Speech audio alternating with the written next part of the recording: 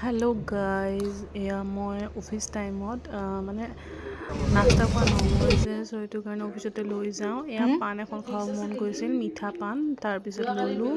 আৰু তাৰে আগতে মই এয়া চাওমিন খালোঁ আৰু এয়া ঘৰত আহি কিনে পাণখনৰ জুতি ল'লোঁ। বাছখন মানে অফিচৰ যিখন বাছ, সেইখন মানে আজি দুদিন তিনিদিন ধৰি মই মানে ধৰিব পৰা নাই। তো তাকে ভাবিছোঁ যে কিবা শনিয়ে লাগিছে। মায়ে কৈছে শনি নহয়, ৰাতিপুৱা উঠি যে বহি থকা, তো সেইটো কাৰণে মোৰ এইটো মানে এতিয়া বেয়া স্বভাৱ হৈছে। সেয়াই আৰু ঠিক আছে দিয়ক তেনেহ'লে।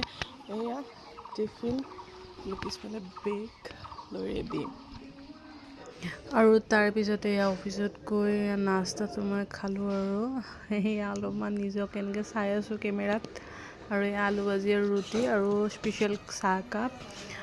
আৰু তাৰে পিছদিনাখন যিহেতুকে ৱেডনেছডে আছিল আৰু ৱেডনেছডে স্পেচিয়েল গ্ৰীণতে পিন্ধিলোঁ কুৰ্তি এটা, আৰু এইটো সদায় পিন্ধিয়ে থাকোঁ মই অফিচত গ'লে।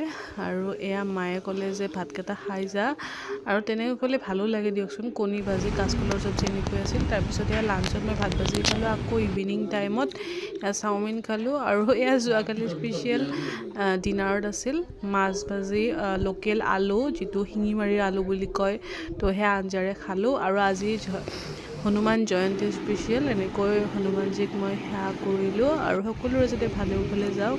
আৰু এটা ফল খালোঁ, ফলটোৰ নাম নাজানো বাৰু, আৰু যদি গম পাইছে কিনো ফল খাইছোঁ আপোনালোকে কমেণ্ট বক্সত কমেণ্ট কৰি জনাবচোন। মায়ে কৈছিল বাৰু। সেয়াই আৰু চাহকাপ খালোঁ, কিন্তু চাহকাপত কোক এটা